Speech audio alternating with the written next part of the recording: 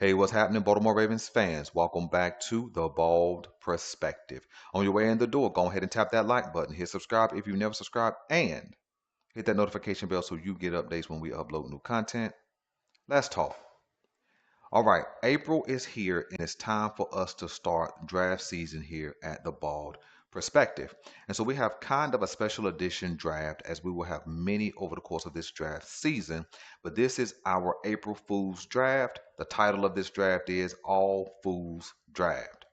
Not because the players are foolish, not because they're not good players, but if this is actually the BPA approach that the Baltimore Ravens take to this draft, and they take best player on the board, it will be a foolish draft. Let's get into it a little bit. You see, when we look back 2 seasons ago and the Baltimore Ravens drafted Nate Wiggins, half of the Baltimore Ravens fan base was excited, the other half not too enthused. Well, why?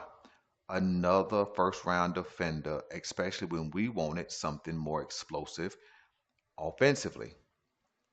And since that time, Nate Wiggins has been okay, but never really great.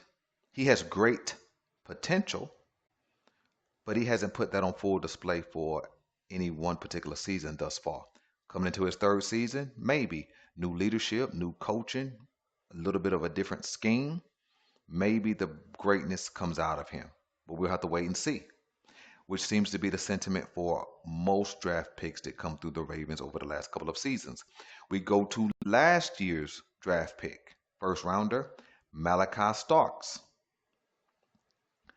Predicted, talked about as the best safety in that particular draft class. And to be honest, he had kind of a flat rookie season. Now, the whole Baltimore Ravens defense was flat, but I didn't see ball hawking. I didn't see elite range. And so maybe that gets brought out of him in his second season, hopefully. But when you kind of look at both of these first round picks, Wiggins and Starks, you've seen other guys in their draft class drafted after them play at a much, much higher level, right? And then when you take the highly touted Mike Green, who was projected to be a top 15 pick based on all of his skill sets and what he had in his toolbox, he had kind of a lackluster season as well. Saw some flashes. And so everything we have going on with these three guys, we have to kind of wait and see what that looks like under the Jesse Minter leadership. So when we get to this draft, we definitely can't go this route with these players, but we're going to try it out anyway. All right, so there was no trades in this mock draft. So we went pick number 14. The Baltimore Ravens selected safety Dylan Theismann out of Oregon. 6 foot, slightly over 200 pounds. He can do a little bit of everything very, very well on the field. He can support the run. He's solid in coverage, good speed, good instinct, not afraid. He will hit you, and he's one of the top safeties in this draft. Now, Belanger, why would you draft a safety? Well, the question would be, why would the Baltimore Ravens draft a safety? You see, we understand that sometimes the Baltimore Ravens do silly things, and drafting another safety in the first round would be silly. You see, it would kind of be a make-up pick for the Baltimore Ravens.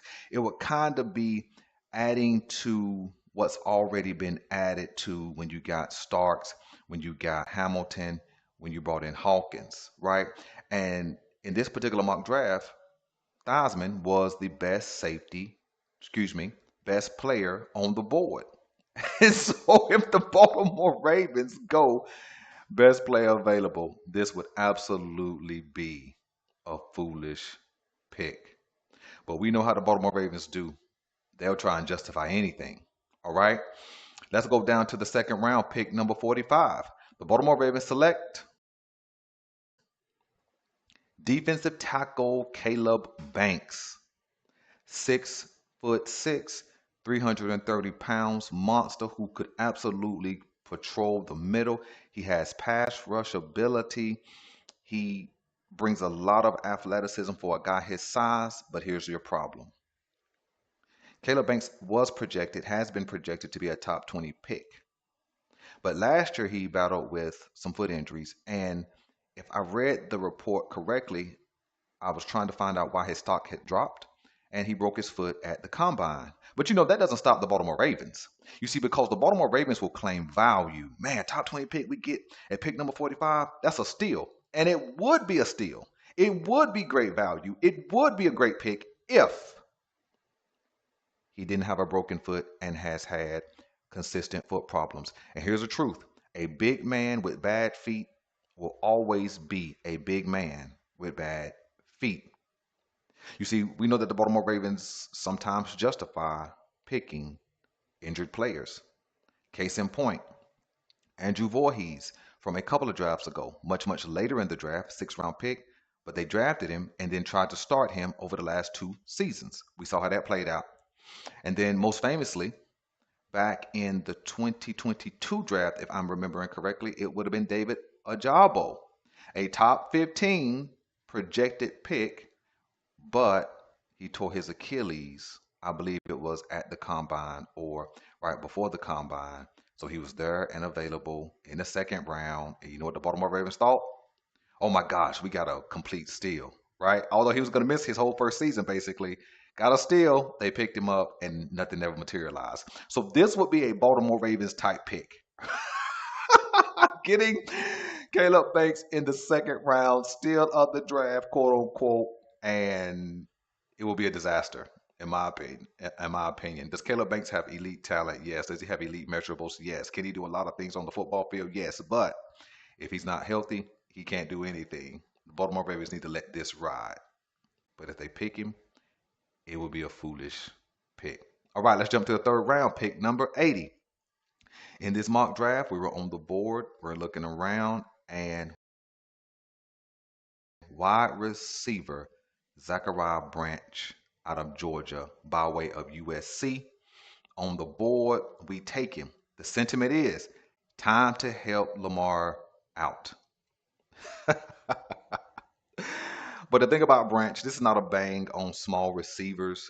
I just don't prefer small receivers. We already have 2, Zay and LaJohntay Wester, and this will be a 3rd, a 5'10", 180-pounder. Now, everything you read about him, good hands, solid route runner, electric, shifty, fast, game-breaking type speed. But he's 5'10", 180 pounds. And this will be a disaster pick, especially when there is bigger wide receivers, 6'3" and 6'4", who were already on the board, who present something for the Baltimore Ravens that we don't have, and that's that 6'3", 6'4" big body target. And so if Zachariah Branch is a Baltimore Ravens draft pick, it will be a foolish pick.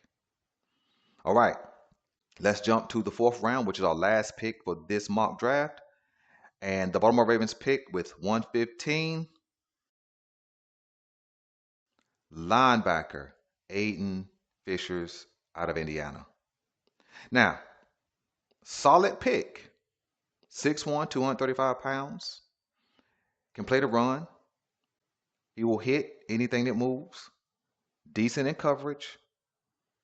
But here's the problem, another 4th round pick. You see, we already got a 4th rounder who played outstanding last year in Teddy Buchanan. But the justification for this pick would be what? Teddy Buchanan was injured. He's going to miss a good portion of the season possibly.